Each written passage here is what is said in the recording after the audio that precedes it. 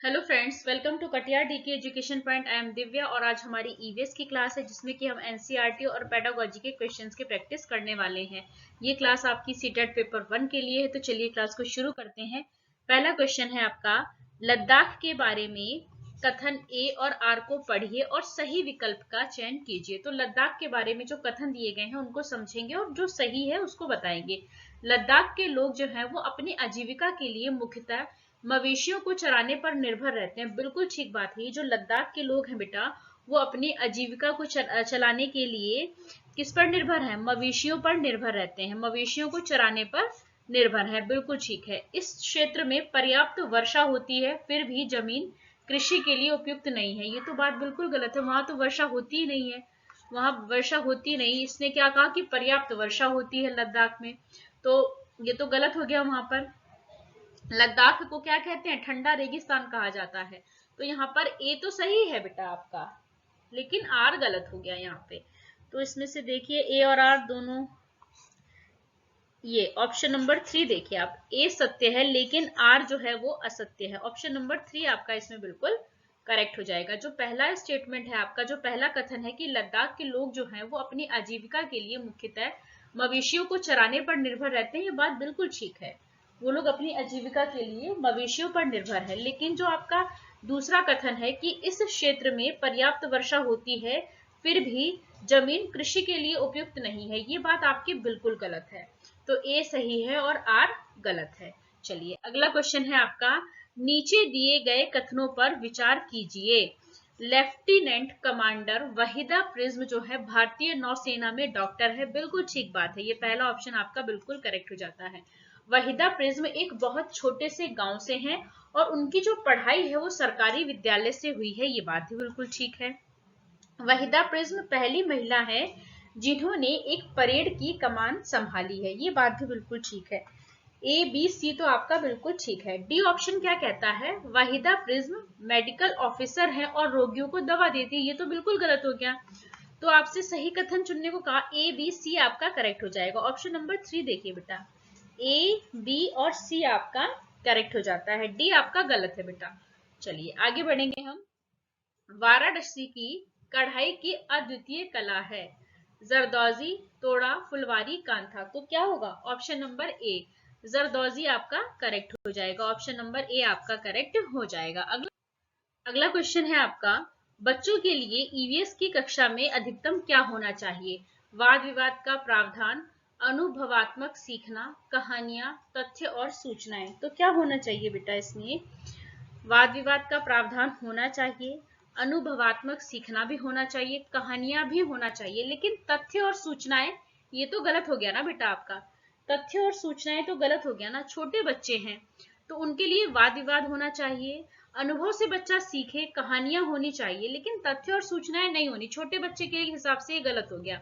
तो क्या होगा आपका? ए बी और सी आपका इसमें करेक्ट हो जाएगा। ऑप्शन नंबर 3 आपका, ए बी सी आपका इसमें करेक्ट हो जाएगा। चलिए अगला क्वेश्चन है आपका, मृत सागर क्या है? ऐसा सागर जिसका पानी जहरीला होता है, ऐसा सागर जो सभी महासागरों व सागरों से ज्यादा नमकीन है, ऐसा सागर जिसमें ज्वार भाटे बहुत तीव्र गति से आते हैं, ऐसा सागर जिसमें जहाज चलाना खतरनाक होता है। तो मृत सागर क्या है बेटा? ऐसा सागर है जो सभी महासागरों और सागरों से भी ज्यादा नमकीन है। जो मृत सागर है वो सभी महासागरों और सागरों से भी ज्यादा नमकीन है। तो ऑप्शन नंबर आपका बी बिल्कुल आपका करेक्ट हो जाएगा। चलिए अगला क्वेश्चन है आपका, व्यवसाय में रूढ़िवादी छवि के मुद्दे के प्रति विद्यार्थियों को संवेदनशील करने का प्रभावशाली तरीका है। व्यवसाय में रूढ़िवादी छवि के मुद्दों के प्रति विद्यार्थियों को संवेदनशील करने का प्रभावी तरीका क्या हो सकता है आपका? सामाजिक मीडिया? नहीं, ये तो गलत हो गया। नुक्कड़ नाटक, समाचार पत्र या फिर रेडियो?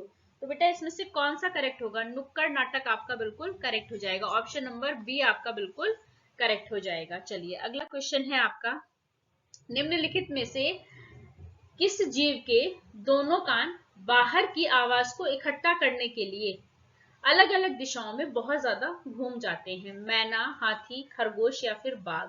तो बेटा जो बाघ है उसके कान जो होते हैं वो बाहर की आवाज को इकट्ठा करने के लिए अलग अलग दिशाओं में बहुत ज्यादा घूम जाते हैं।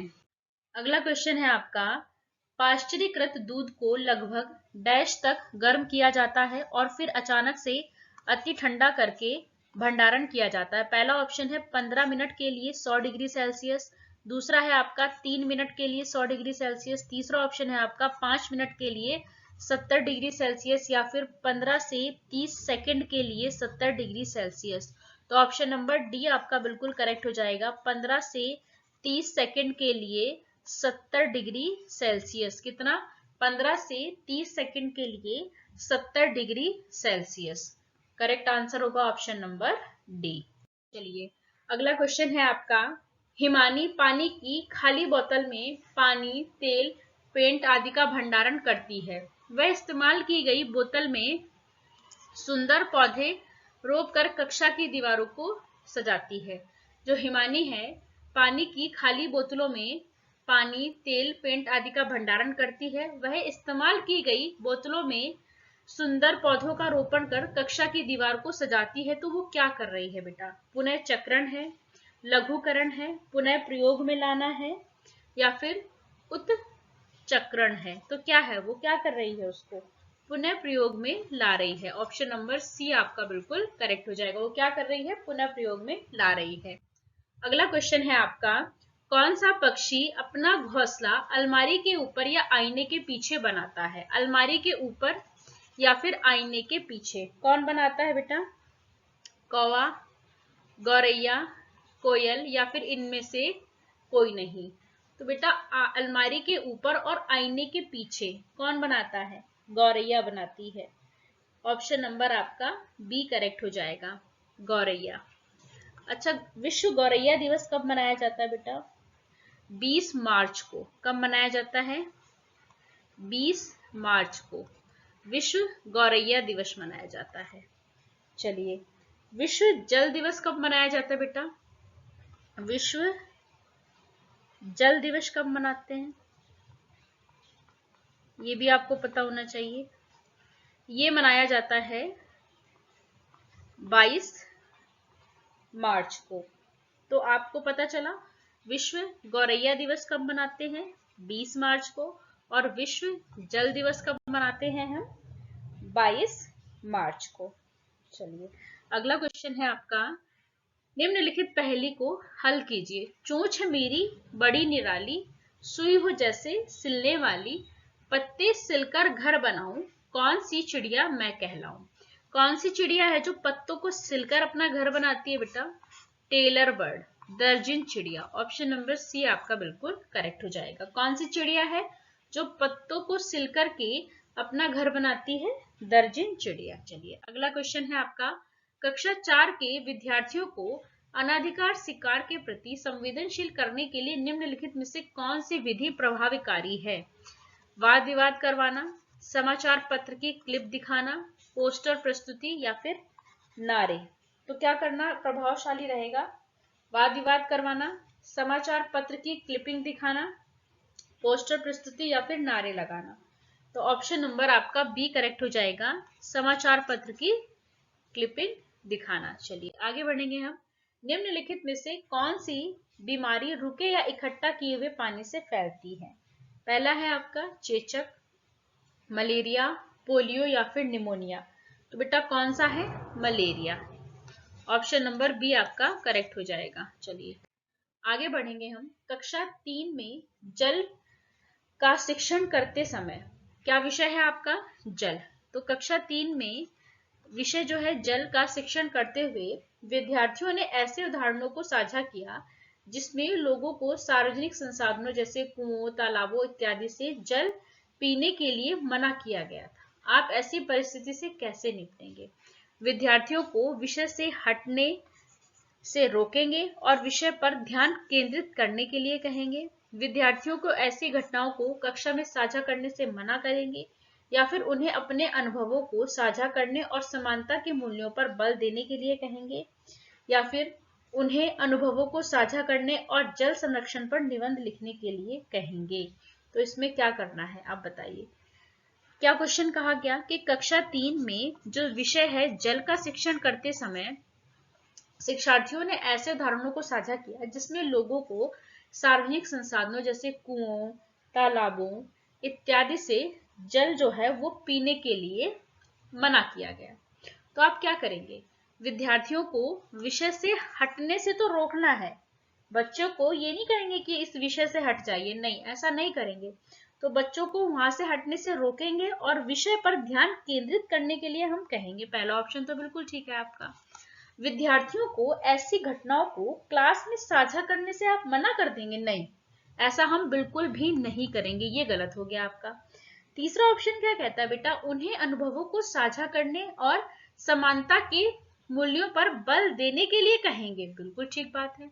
डी ऑप्शन क्या है, उन्हें अनुभवों को साझा करने और जल संरक्षण पर निबंध लिखने के लिए कहेंगे, ये बात भी बिल्कुल ठीक है। तो आपका बी गलत है, बस ए, सी और डी आपका सही हो जाएगा। चलिए आगे बढ़ेंगे हम। पृथ्वी गोल है, वास्तव में पृथ्वी पर कोई अप और डाउन नहीं है और यह सिर्फ सापेक्ष है। हम भारत के लोग वास्तव में लोगों के संबंध में उल्टे खड़े हैं। तो हम भारत के लोग बेटा कौन से लोगों के सापेक्ष में उल्टे खड़े हैं, लीबिया, अल्जीरिया, अर्जेंटीना या फिर अलास्का। तो क्या होगा, अर्जेंटीना। ऑप्शन नंबर सी आपका बिल्कुल करेक्ट हो जाएगा, अर्जेंटीना। तो यहीं पर हमारे ईवीएस के 15 क्वेश्चंस कंप्लीट होते हैं। वीडियो अच्छी लगे तो लाइक करें, शेयर करें, चैनल को सब्सक्राइब करें। Thanks for watching this video.